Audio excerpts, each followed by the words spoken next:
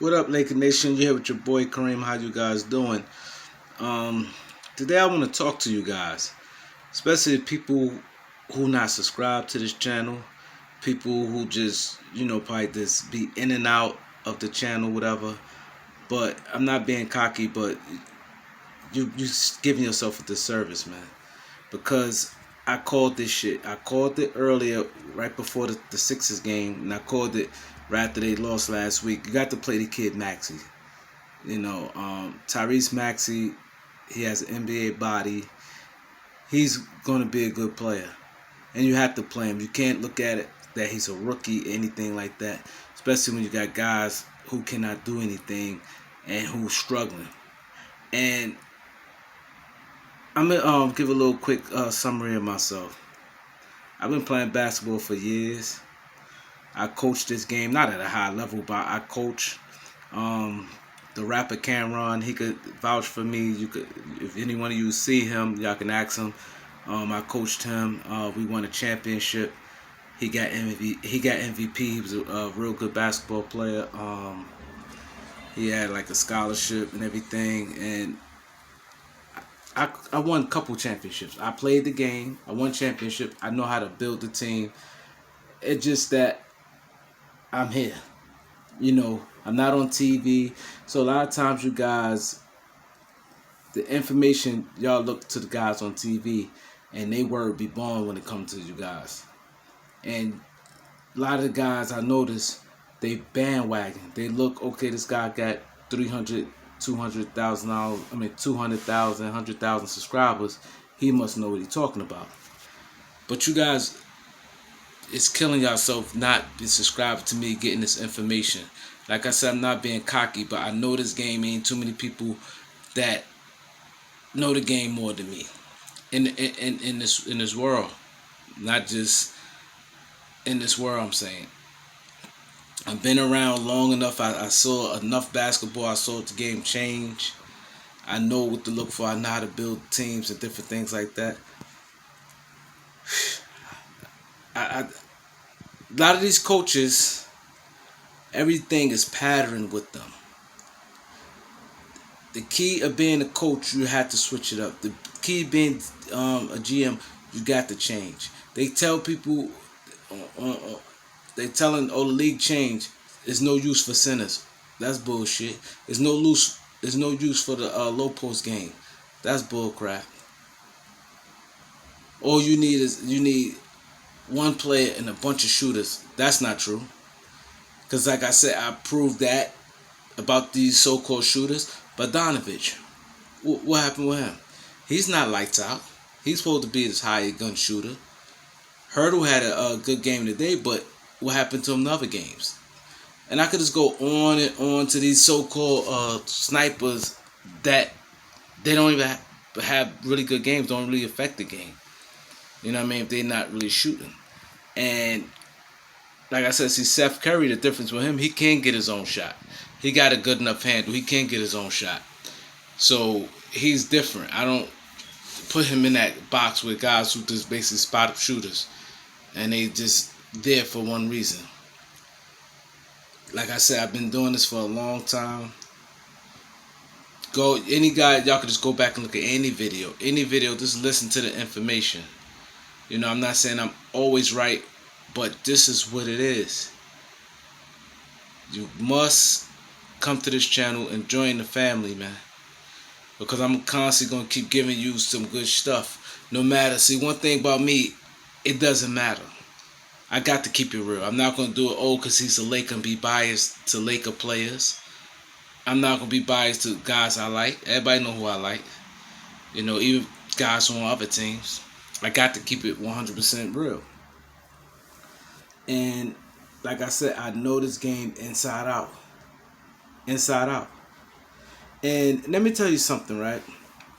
I was watching ESPN today, right?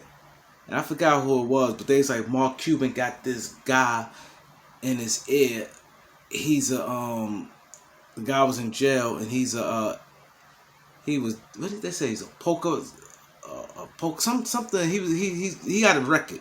He has a criminal record, but they say he's in Mark Cuban ear. and you know, Dallas is in an uproar, a lot going on. Mark Cuban got this guy in his ear. But let me explain something to you guys. I don't know who the guy is, but one thing you must know: Mark Cuban is very smart. He's very smart, and he one of the owners. If you listen to him, how he break down the game, he learned the game. I don't know if he knew the game before he got into owning the basketball team, but he's passionate and he know the game. I'm not saying he's like super duper like expert, but he for an owner, to me, he's one of the most knowledgeable owners in the league, right? This man not stupid. If he got this guy, regardless, this guy has a criminal record, and they say he's a forgot what they said his crime was, some bullcrap crime, whatever. But best believe that guy must know what he's talking about.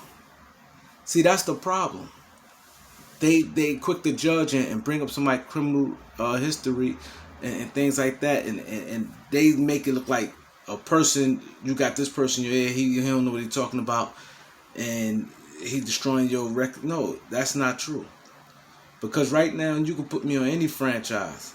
Any franchise, you could put me in scout or assistant, GM, whatever, and they call my record. But believe me, I will. If my voice is strong enough, I will put that team on the map. Whatever team it is, I will get things going. That's a fact. So, and I have a criminal history. You know, I played ball. I made choices in my life that I regret. I should have kept doing what the right path, playing ball, going to school, and doing the right thing. But things happen. But that don't make me less of a man. That don't make me.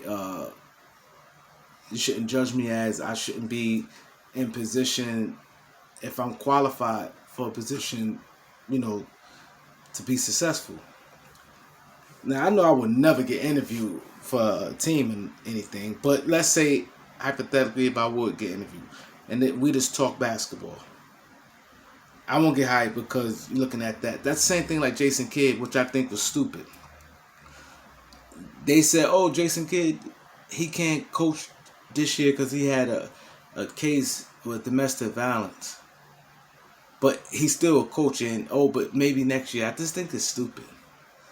One thing should have people make mistakes. Nobody perfect, and if you feel that strong way about it, that's just what it is. If it's law, that's one thing. But if it's not law, you know what I'm saying, it shouldn't be. A guy can hire whoever he want to hire, and different things like that. It's not law where you cannot be part of something because you're past or anything like that. So my thing is, when I speak, I just want people to just open their mind to just be open about things. Don't be stuck. Because like I said, if me and let's say Trevor Lane going for an NBA job to be, let's just say, assistant general manager, I wouldn't have a chance. All 30 teams will pick him. He fit the bill. He fit the bill. I wouldn't get picked, but you know what? That'd be a mistake they make. So that's the difference. He don't know more about basketball than me. And I like Trevor Lane. I just keep bringing his name up. Like I watch him. I like him. He sounds like a good guy, but he off a lot of times, and sometimes he make good points. But I still support him. I hit the like button every time. I hit the like button on everybody videos and stuff I watch because I know it's important. But I appreciate the people who definitely been supporting me, man. You guys, y'all keep me going because I'd have been stopped. I ain't getting paid for this. I got million and one things to do. Everybody know that. But for the people who just passing by, you want real basketball knowledge of every team, not just the Lakers. All 30 teams. You can ask me something in the comment box you want me to talk about. I'll be gladly to break something down. Like I said, I've done it with other teams. Not like I said, not just the Lakers. Your boy is here. But I just want you guys to be open-minded. Don't look at how many amount of subscribers I have, how many views I get. That don't mean anything. Just like my podcast, The Beat 139. Y'all need to go subscribe to that. We have great interviews and things like that. Y'all need to go subscribe to The Beat 139 on YouTube. That's my podcast. We on every Wednesday. We have phenomenal guests. So this listen to the knowledge. Like I said, I broke down the Philly game, everything I said. Told them they should have played Maxey. Ben Simmons, he step up on D with Trae Young. Trae Young had a bad shooting night. He had 34 points. Well, I can't remember exactly how many points he had, but he had a bad shooting night. He took 30 shots. So, like I said, Philly, I think they're going to win the next game. But they just have to stay the course and got to coach and use common sense. Then when it, like I said, and this, like I said, I'm different from a lot of these guys. These guys, a star player I can understand if you ride with the wheels fall off. But anything outside, like let's say your top 2 players, like if you got like 2 all-star players, anything outside of them, they're expendable. If they not playing good, especially in the playoff game, they got to go. You got to go deep in your bench. You got to go find something. Because that one player may come out and be successful. That's the difference between a lot of these coaches, what they do. They fall in love with these players, these role players sometimes, and they struggle. And you look up, they played 30 minutes, gave you nothing. They expendable. See, that's the difference. If I was coaching, them guys, I'm benching them. That's why I will win a lot of games coaching. And that's the thing of a team. You have a good team, you build a good team, you have, let's say if you have 6 or 7 solid players, that's enough. The guys struggling, though, you got to take them out, especially role players. You got to take them out. I hate when I see role players 30-something minutes and they non-productive, and you got a guy I might look on your bench and be like, this guy could have came in and did something. That's bad coaching right there. I'll be back. Peace.